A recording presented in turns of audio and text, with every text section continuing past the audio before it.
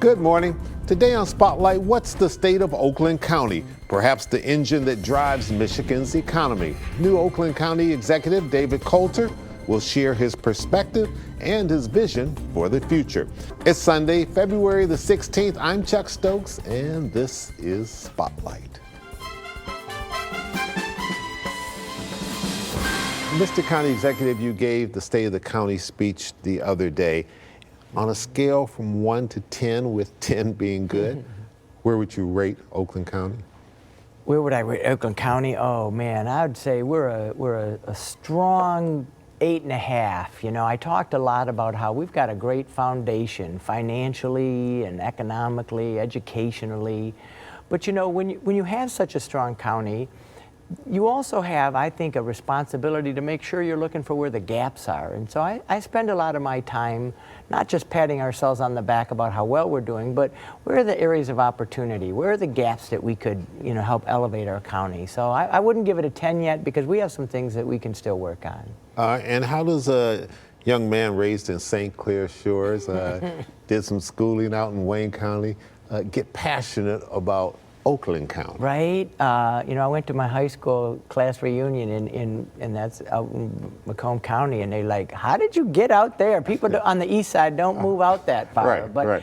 You know what? It was by accident. I was a younger man, kind of renting and moving around, and just happened to land on Ferndale and said, wow, this is a community like I've never seen before. I felt at home there. I made good friends there, and I've been there for 27 years. You delivered, as I said earlier, your first State of the County address the other day. You had a theme for that. That theme is? Yeah, we called it Oakland Together, because I really do believe in that good government includes partnerships and collaboration. You know, nobody can do this job by yourself, or even the things we have to do in government by ourselves. So whether that's together within the county, working with our nonprofit partners, our businesses, or working better in the region with Oakland and with Wayne and Macomb and the city of Detroit, you know, working more collaboratively that way. I believe we're stronger when we work together, and that was kind of the theme of my speech. If you had to narrow it down and say what your top 2 or 3 priorities are, what would it be? You know, one of the ones that I'm most proud of is our new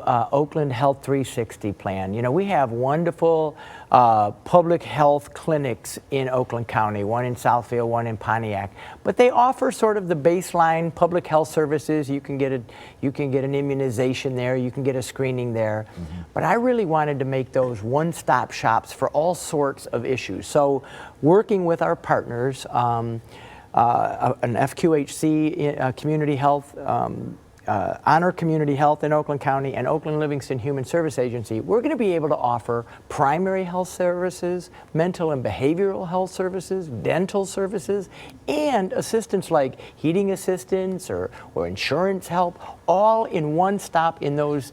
And this is really important. If you're a young mom with kids and you're working and you're busy, you don't want to make 5 different stops at 5 different offices. So now you're going to be able to come to our health department offices and get all of those services under one roof. I'm really proud of that. What's the biggest challenge for Oakland County as you see it in this relatively short period of time that you've been county executive? We are economically a very strong county. We create 30% of the state's jobs year to year in Oakland County. We're very strong. But I worry about not getting complacent. How are we going to make sure that in the next 10 years we keep that economic engine roaring? And one of the things I've done is spent a lot of time talking to our business leaders, and they tell me a couple of things.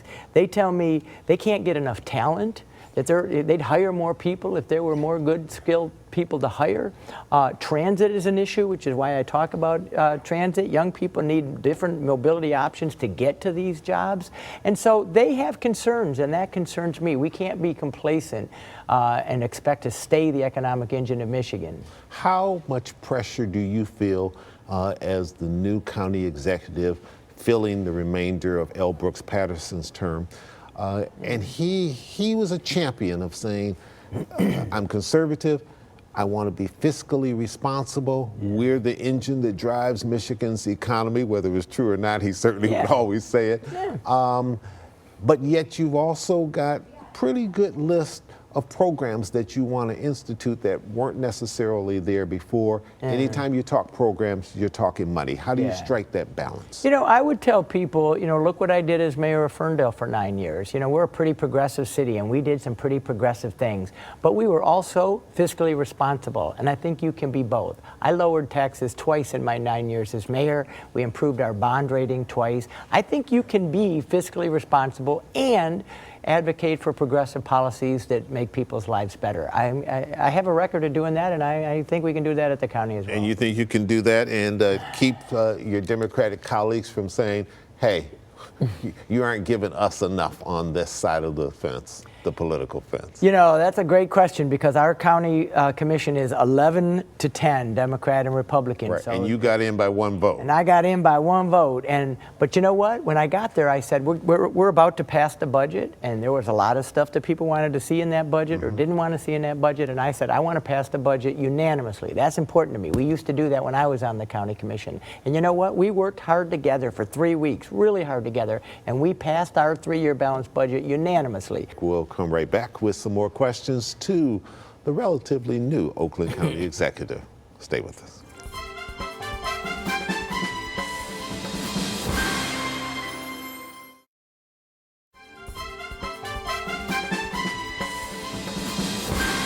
And welcome back to Spotlight. Mr. County Executive, you talked in your State of the County address about getting more federal contracts for the defense system. Yeah. That's something that your colleague, Mark Hackle over in Macomb County, has been bragging about for a long time with Selfridge in his community and other things. Indeed. He was there at the county address. Was he happy when he heard you say that, or do you feel like, you know what, you're starting to steal from my neck of the woods? You know, it's interesting you say that. Mark was there, and he's very supportive. But I reached out to Mark before we announced this initiative. He knew it was coming. He knew it was coming because, and I wanted him to And he still came. Yes. Okay. But I wanted him to understand, and he does understand. We're not doing this in competition with Macomb. Michigan is falling behind other states in the country in terms of these defense contracts. There's lots more we can do as a state and as a region, and Mark understands that. There's more than enough of this to go around. You cited the number of federal legislators that we have, whether it's in the Senate or it's in the House, that are on defense type of committees, and you feel that's some clout that we ought to be working back here. It really is. Gary Peters is on the Senate Armed Services Committee. Alyssa Slotkin, who's from Oakland County, is on the House Armed Services Committee. Our own Brenda Lawrence from Southfield is on the Appropriations Committee. So we have members strategically placed to help us be successful in getting more of this work back to Michigan. Pontiac, the biggest city in Oakland County, but perhaps the one that has the biggest challenges, partly because of size, but partly also because of its history. Mayor Waterman, I know, was there at your county address. You talked about moving one of the Oakland County departments to the city of Pontiac. Yeah. Which one and why? Our Community and Home Improvement Division, and this is really important for what's happening in Pontiac because they look over the home dollar. So affordable housing, community development block grant funds that are really important in a community like Pontiac. It's very actively tied to what our strategy is going to be there, especially around affordable housing. We thought that was a good department, but it's more than just that. It's the right department. I think it's the right statement to make.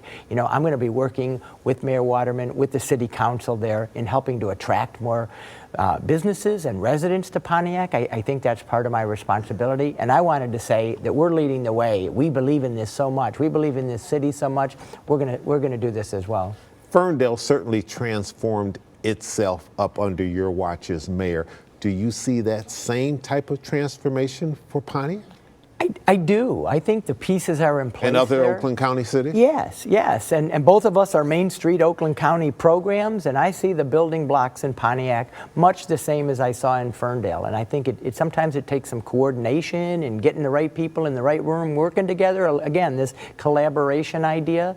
But I think Pontiac has a tremendous potential and is already starting. The revitalization has already started. There's been some great businesses and venues that have opened up there, but so much more possibility.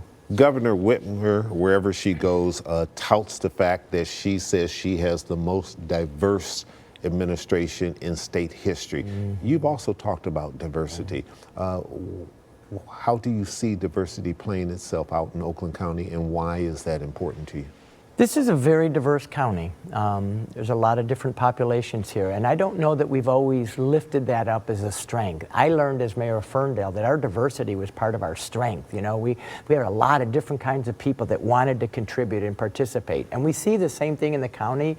I'm not sure that's always been celebrated. So it was very important to me that I picked my leadership team to be a very diverse one, and I hired the first woman to serve in the role and the first African American to serve in that role. And the point being, there's lots of talent in this community. It doesn't all look just like me, and I want to give everybody a voice in Oakland County. All right, we need to take one more break. We'll hurry right back with the final segment to Oakland County Executive.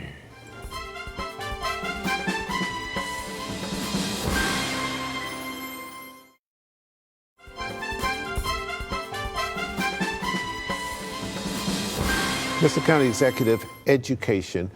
How do you see that playing out in Oakland County? These days, you need more than a high school diploma to get have a good career. And so the governor, I was really proud of what the governor did last year. She set a goal of having 60% of Michigan adults have a post-secondary degree or certification, so a building trades, a skilled trades certification.